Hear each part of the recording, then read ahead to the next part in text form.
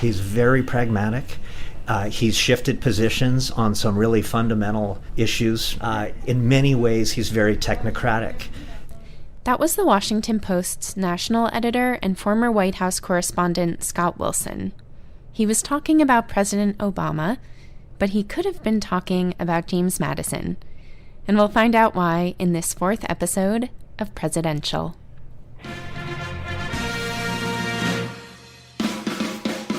Shall resign the presidency effective at noon tomorrow. What your country can do for you. A date which will live in infamy.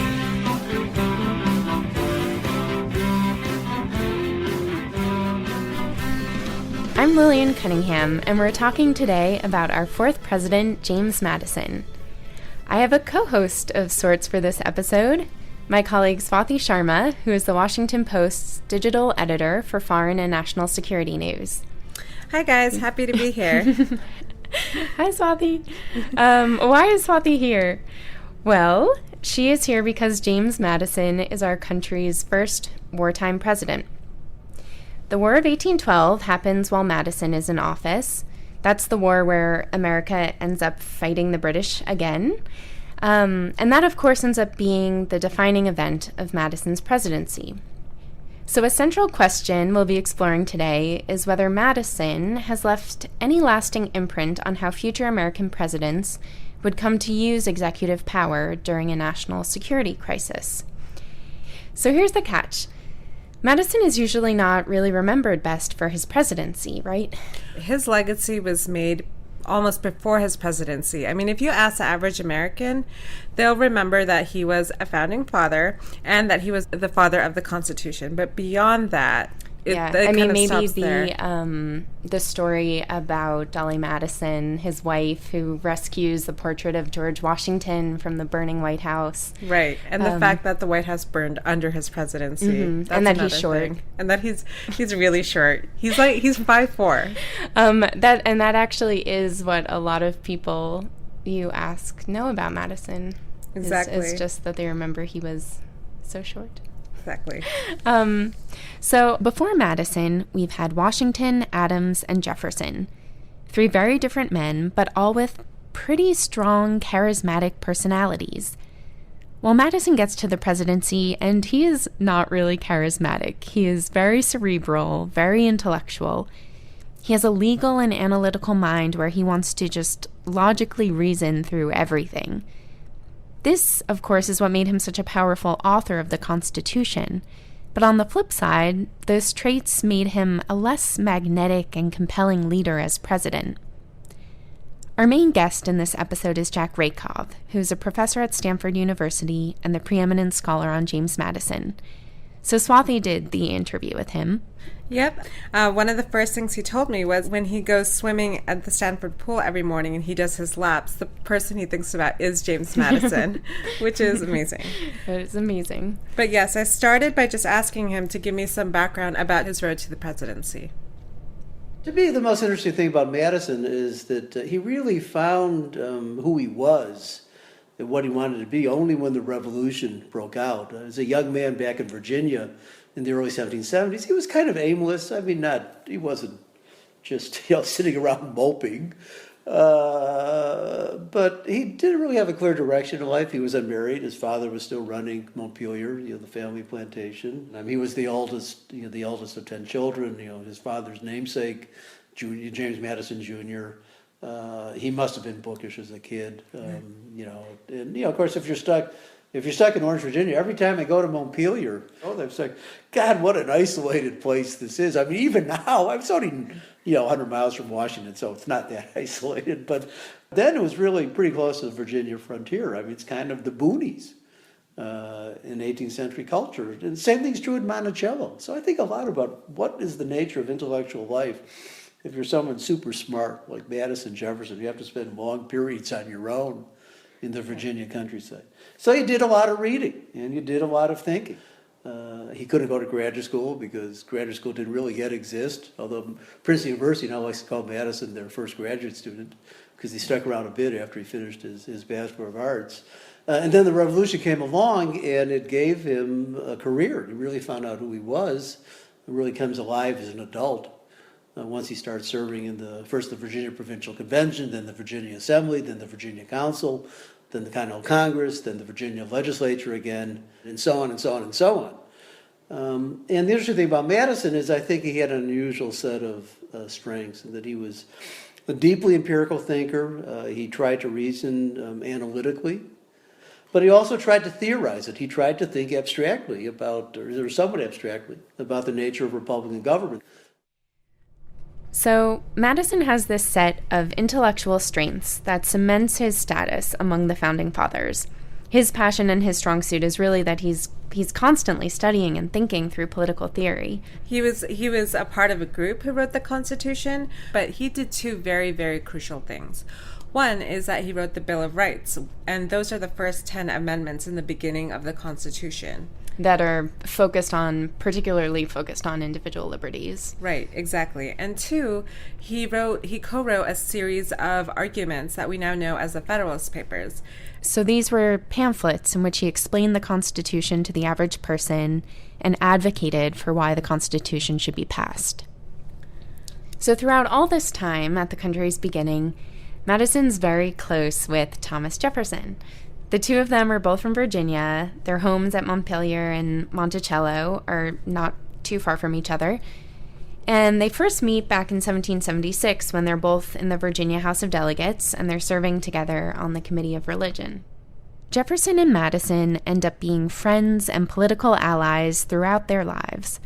Madison eventually becomes Jefferson's Secretary of State, and that's the position he holds right up until he becomes president himself. I think they agreed on most issues. Their politics, I think, was very close. They were, the joint leaders of the Republican Party in the 1790s. A colleague of mine, Jim Hudson, who's the chief of manuscripts at the Library of Congress, once said, and I think this is a wonderful remark, that it must have been wonderful to have a friendship where, which you really agree with the other person, but you reason about things in very different ways. And I think that's true. I think that's kind of a really interesting part of their friendship, is that they, in terms of political principles, they're not very far apart at all. Although occasionally Jefferson, I think, was a bit of a streak hitter. Jefferson will make bolder statements. The basic point was Jefferson would form very quick opinions that sometimes went too far. Madison would have to reason back to a more tempered position. So there's a sense in which I think Jefferson was someone more enthusiastic, and Madison was someone more prudent in terms of forming judgments. But in the end, they agreed on most things.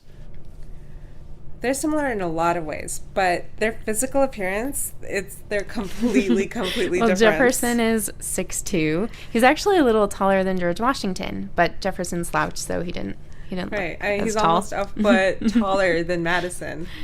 Can you just imagine them standing, walking, talking next to each other?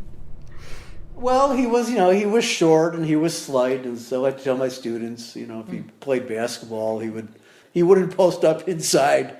He'd have to stop and pop from, some distance away. Right. Some commentators say he was not the greatest public speaker. I think sometimes his speaking voice, may not have had the most robust mode of voice, but I also have the sense that when Madison spoke, people paid a lot of attention to what he was saying. He was a very analytical speaker, and I think as a legislative politician, I think Madison understood the advantages of mastering the agenda, mastering the issues in advance. Madison was very disciplined. He may not have had the loudest voice, and certainly didn't have the kind of commanding political stature. He could never run for president now. You probably have to be 6 feet. Physical presence, and we know this from studies. Right. Physical presence actually has some significant impact on how politicians are perceived. So he probably would not have made the best campaigner today. But in those days he didn't really campaign. There were other ways to be nominated and to stand for office. Well, okay, so today, if Madison, if he was running for president, what party do you think his beliefs would align with? Well, that's a great question. Well, for starters, he and Jefferson are the founders of the modern Democratic Party. In their time, it was known really as the Republican Party. But of course, the parties have evolved in massive ways. So one way to illustrate this is if the Federalist Society, which is this kind of very active group of conservative lawyers, they have a profile of Madison as their logo. It's kind of like their mascot. Whereas I think they really ought to have Hamilton up there myself, because I think Madison, if there's one other institution which should have Madison as their logo or whatever, it would actually be the American Civil Liberties Union. The ACLU are in certain respects, very strong Madisonians, partly because Madison's the principal author of the original amendments to the Constitution, which eventually came to be called the Bill of Rights. But also because Madison's whole analysis of how you should go about protecting rights in American politics, particularly his analysis in the 1780s, at the time when he's becoming the putative father of the Constitution, it all rests on the conviction that the real danger to rights is going to arise not at the national level. It's not going to happen because J. Edgar Hoover is going to run amok with the FBI. The most systematic basis for violating the rights of individuals and minorities, that's going to take place within the individual states. So on that basis, I would say Madison really belongs on the left more than on the right.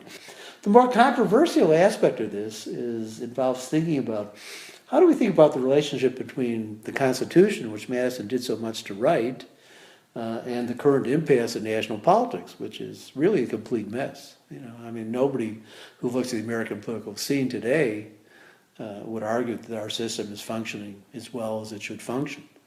And so that's a big part of his legacy. This is a terrible moment in American politics. It really is. If you try to be a fair-minded observer, the system is functioning disastrously. Is that primarily a product of just the character of our political parties at this moment, or does it reflect on the nature of our constitutional system more broadly defined? A lot of academics think it's really the constitutional system that's the problem. That's the deeper source, because we have too many checkpoints, too many opportunities to kind of sabotage what government's trying to do. Too many obstacles to successful decision making, and so on and so on. And that was Madison loved the checks and balances, right? Well, right, Madison did love checks and balances, and scholars. It's an interesting phrase. It's now increasingly common when academics talk about the Constitution, they call it the Madisonian Constitution. The phrase has become kind of popular, and that is a system of checks and balances, no doubt about it. Multiple. We like to say multiple veto points. The president has a veto. You need to have both houses assent to legislation. So maybe having too many checkpoints, we'd like to think it's great for liberty, but maybe it actually does sabotage effective governance. I think a big part of the story is, I'm not a libertarian, and I think America's, we make a lot of claims about what the founders, the framers of the Constitution thought they were doing. The most important thing to remember is they actually thought they were creating a more effective government. They did believe that, you need to have some checks and restraints. But I think Americans ought to remember they wrote the Constitution so we'd have a more effective, powerful national government. It wasn't written as a libertarian document. It wasn't written primarily to secure the authority of the states. It was written to create an effective national government. That was the whole point. Madison becomes president in 1809, and he finally has his chance to see how all this plays out when he's the one in charge. This puts our country's main constitutional thinker in the driver's seat of the government system that he really helped create. The one area of government with which Madison was least familiar was the executive branch. And the one area of government that he found most difficult to conceive and to think about critically, analytically, was executive power.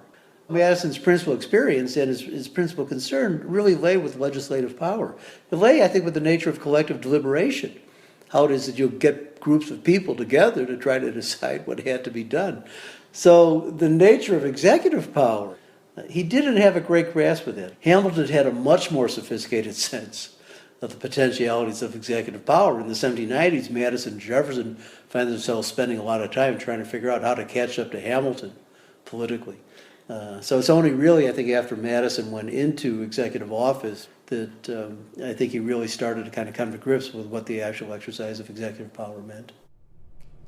Once he's in the White House, his wife Dolly Madison is kind of the star. She's the much more charismatic of the two of them. And since Jefferson was a widower, Dolly Madison is really the first lady to live in the White House. I talked to Julie Miller at the Library of Congress about their marriage and their dynamic. Well, you wouldn't find him very appealing, but Dolly Madison agreed to marry him. So why? He must have had some appeal, and apparently they had a very warm and successful marriage. So if you went on a blind date with him before he met Dolly Madison, of course, maybe you would have liked him. I don't know. But he was a scrawny little guy, and he was really smart, so you'd have to like that. So you're going on a blind date with James Madison. It's the spring of 1787. You want to go out dancing?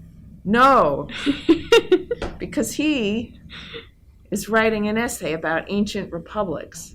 I mean, he wasn't, just like utterly lacking in social graces, but he, Dolly Madison, by virtue of holding these really very successful parties, created a forum in which people met and discussed politics. So people who went to these parties and wrote descriptions of them would say things like, James Madison, was huddled in a corner with his cabinet ministers or something. But Dolly is, in a very queenly way, in her low-cut dress, is, walking through the room, greeting everybody, and introducing people to each other, for example, and recommending, having little chats with various senators about various issues that concerned her, and kind of making things happen. She was a political figure, even though women at the time couldn't have any official political role. She was, in fact, rather powerful. So she assisted him enormously, her husband, really enormous. It's hard to imagine him without her. She's a very important figure in his presidency. What I have here are some things about the burning of Washington that I can talk about. But, yeah. Because that's really the most dramatic event of his presidency. So, for example, and I should say, for a scrawny little guy, he was actually very brave. Brave in which Well, for way? example, the British had landed right in Baltimore, and they're marching up, and they're heading towards Bladensburg, and Madison, with a couple of his cabinet members, rode out on their horses to see what was going on. And he kept his cool, which not everyone did. But ultimately, the White House, as you know, was torched. It was burned by the British. And he and Dolly Madison separately left. And we have very interesting descriptions of what happened written by Dolly Madison, among other people. She writes how, first she didn't want to go. James Madison had gone, and she didn't want to leave. But ultimately, she was told that she really had to leave. The British were marching into Washington, and she couldn't stay. So she wrote, I am accordingly ready. I have pressed as many cabinet papers into trunks as to fill one carriage. Our private property must be sacrificed as it is impossible to procure wagons for its transportation. I am determined not to go myself until I see Mr. Madison safe, and he can accompany me, as I hear of much hostility towards him. In other words, people were angry at the Madisons at the time because the British were invading. But eventually she does leave, and she writes her sister, it's 3:00, August 24th, 1814, and she writes, will you believe it, my sister? We have had a battle or skirmish near Bladensburg. In other words, imagine that there's a battle taking place very close to where you are, and you have to leave. And she writes, and I am still here within sound of cannon. Mr. Madison comes not. May God protect him. 2 messengers covered with dust came to bid me fly, but I wait for him. Then finally she describes this famous event where she took the portrait of Washington, and she says, our kind friend Mr. Carroll has come to hasten my departure. In other words, she's refusing to go, and people are coming to the house saying, you've got to go. So finally she packs up and she goes. So Mr. Carroll, she writes, is in a very bad humor with me because I insist on waiting until the large picture of General Washington is secured, and it requires to be unscrewed from the wall. This process was found too tedious for these perilous moments. I have ordered the frame to be broken and the canvas taken out. It is done, and the precious portrait placed in the hands of 2 gentlemen of New York for safekeeping. And now, dear sister, I must leave this house, or the retreating army will make me a prisoner, and if by filling up the road I am directed to take. When I shall again write to you, or where I shall be tomorrow, I cannot tell. And there's a couple of descriptions of this. It was a very, very discouraging and dramatic moment when the White House was being destroyed. His terms as president were overwhelmed by the War of 1812, which is a very inconclusive war with a very bad event at the center of it, which is the burning of Washington. So, was it his fault? I don't know. But I mean, he had a burden. He really had a burden, I think. So the standard narrative is that Madison's presidency is a bit of a bust, even though they do eventually win the war. But that is not the take that Jack Ray Cobb has on it. Yeah. Well, the question of how Madison acted as president is, in some ways, it's the most difficult aspect of studying his career. Most scholars don't think very well of Madison's presidency. He's best remembered as being, I won't say incompetent or inept, but as being kind of less than sterling head of the executive branch. He spends his first term, 1809 into the summer of 1812, he's preoccupied with all the diplomatic maneuvers that eventually lead him to ask for a declaration of war, ask Congress for a declaration of war against Britain. Of course, the first 2 years of his second term were preoccupied with waging the War of 1812, which is not regarded as a great history of American military successes. So any attempt to make sense of Madison's presidency kind of has to struggle against that that pretty commonly accepted view that he was not a great wartime president. Maybe one of the best expressions of this comes from Karl Rove, George Bush's famous advisor, who is a self-styled Madisonian. His son's middle name is Madison, which is more than I've done with my 2 sons. But putting that aside, Rove said in an interview with the New York Times, Rove said Madison was a great constitutionalist, a halfway decent Secretary of State, and a lousy president. And I think Rove captures the conventional wisdom, but I think that analysis is wrong for one basic reason. So I think when Madison became president, he was anxious to demonstrate that you could conduct a wartime presidency consistent with his notion that even in wartime, executive power, had to be consistent with Republican principles. Did not make him into an effective leader, but it did lead him to try to demonstrate, and I think in many ways successfully, that one did not have to become a mini Napoleon in the United States to deal with the kind of situation that Americans faced. Although I think it has a lot of value in the experiences the United States has had over the last 15 years, or let's say the post-9/11 experiences, should be reminders to us that there is a kind of enduring legacy that I think Madison was struggling to pursue. Of trying, how do you remain a lowercase r Republican in times of national security crises? That's a serious issue. I think Madison thought about it actively. And Madison ended the presidency as a very popular figure. He may not have been the best wartime president. He may have, maybe he went too far in terms of trying to conduct the war in consistency with Republican principles. But it didn't seem to have cost him very much in terms of public estimation. And I think there may be a big lesson in American history to be learned there. The lesson being that perhaps Madison shows us you can get through a war and keep a nation intact and secure without having to use excessive executive power and bulldoze personal freedoms or the legislative process. Maybe it's not a simple story about weak executive leadership. Maybe there is a more complicated set of issues that one ought to think about. And that comes back to kind of perennial question. If you want to have a Republican government, lowercase r, which we do, you have to recognize that we're always going to have to combine 2 principles that are not wholly compatible. We are going to be committed to principles of liberty, because that's who we are, and that's our heritage, and that's what we believe in. But we also believe in security.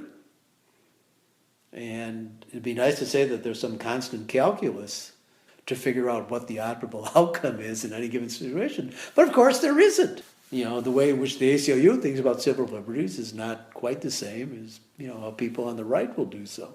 But the key thing is to understand is that we share both commitments. Collectively as a polity, we share both commitments. And, we support them both, and they're not wholly consistent. They come into tension. So it would be a hard case to make that Madison's presidency left, a permanent imprint on how the institution actually operated.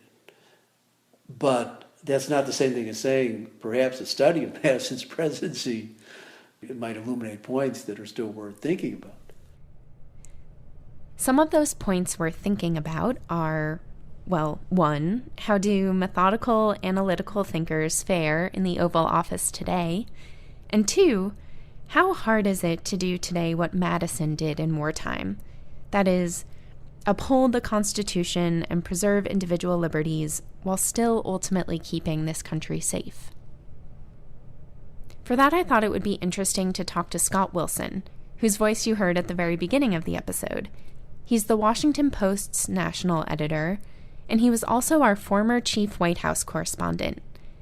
I started by asking him how hard it is today to be a strong presidential leader if you have a legal mind like Madison's, where you're constantly analyzing all sides of an issue and recalibrating your position. With Obama, it was apparent that he even drove some of his own supporters crazy with this quality of sort of being able to argue both sides of a point, which he would do publicly from time to time. Even the most sort of ideological points, he would show a certain understanding and even empathy for the opposition side. And some of his hardest core supporters really found it kind of off-putting and confusing about where he actually stood on things, even though he usually came down about where they wanted him to. And so it did have the sense of putting people off in the manner in which he was talking, the very intellectualized way that he would look at things and think about things. And he would say, look, this is the way democracy is supposed to be. A leader is supposed to be able to see both sides, to see all the arguments available out there, regardless of what party you're from. But as I think someone that a follower in particular, wants a much more forceful ideological argument from the leader. Do you think it's possible then for Americans to see someone as a strong presidential leader whose stance adapts over time? I think it's most likely difficult for the country to see a strong leader as someone who is ambivalent. Obama often says, the easy decisions never make it to my desk. It's only the hard ones. And the hard ones are hard for a reason. And they are complicated. A lot of other, the sort of gut presidents, George W. Bush, obviously, who Obama has used to sort of clarify his own presidency as something that is un-Bush, that is methodical and intellectual, where Bush was, impulsive or instinctive. It's a reason why you're watching the Republican campaign unfold in a way that says Obama's weak, he's indecisive. I think it's a characteristic that really easily lends itself to most people as someone who doesn't quite know their mind. I wonder if, it's too soon, obviously, to say with Obama, but it does kind of lead me to wonder whether over time, like how that plays out over time. So, it's hard to say. Ronald Reagan is seen as a very ideological president, and yet he compromised in many ways. And so does he look back as a weak president, as someone who didn't know his mind? Not at all. And yet he raised taxes, reached out to the Soviets, and did a number of things with Tip O'Neill that would now be seen by many in the Republican Party as an absolute appeasement.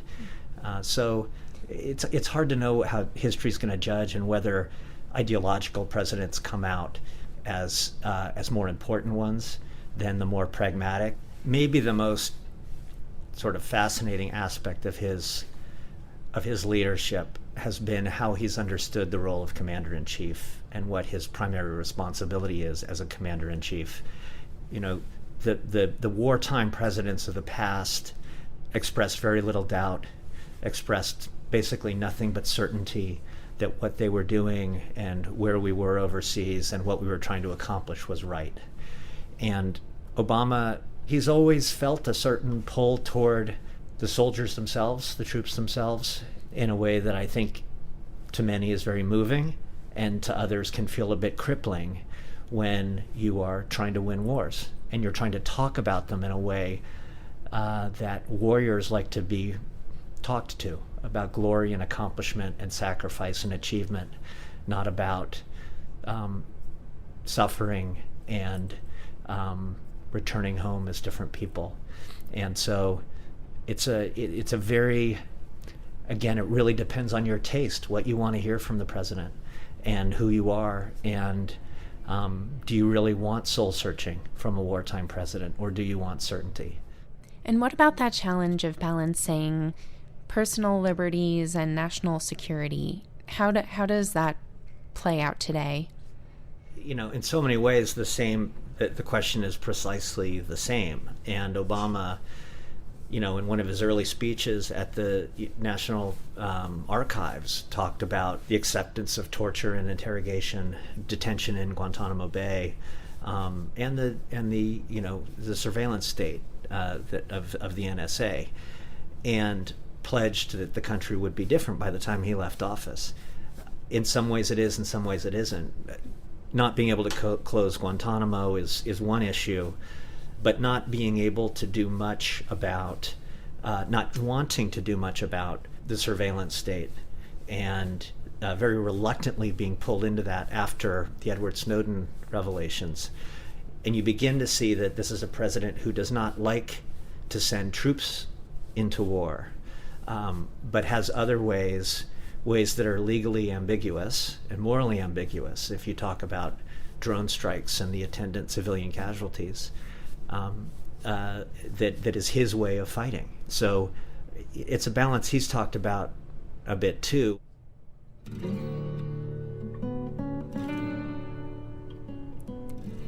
Back to Madison. Madison's presidency ends in 1817. The war is over. There's a surge in nationalism across America, and not because Madison is any real hero, but because the government America put in place was tested by the crisis of war, and it actually held together as a republic.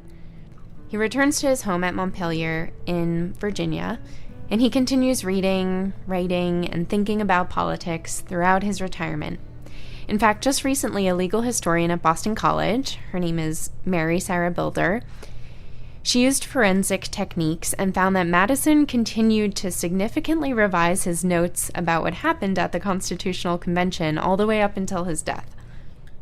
She says Madison was probably making revisions in order to paint his legacy in a better light, especially as views on issues like slavery are evolving toward the end of his life. It's another example of how Madison is adapting, rethinking, revising his thoughts. That actually fits with Jack Rakoff's favorite story about Madison, which is what happens at the very moment of his death. So Madison died on June 28th, 1836. He was attended by his slave, Paul Jennings, and by his niece, who was feeding him breakfast. Madison was very infirm in the final years of his life. I mean, the last time he left Montpelier, I think, was 1829, and he's there the next 7 years. But his niece was feeding him breakfast, and she noticed a kind of look kind of sweeping across his face, and she said, "Uncle, is anything the matter?" And he said to her, "Only a change of mind, my dear." And then his head dropped, and Madison died. And to me, because I spent so much time thinking about Madison the thinker, I'd love to know what was the last thing he was thinking about. Maybe it was just his breakfast. But I think the idea that here you have this very powerful creative mind, which was, mentally active to the very, very end. Madison, when Madison dies, it's, he's deeply concerned about where the American Republic is going. So I kind of like that story, It's like, only a change of mind, my dear, wondering, oh God, what was he thinking about? But and of course we don't know. But maybe in the next world I'll find out.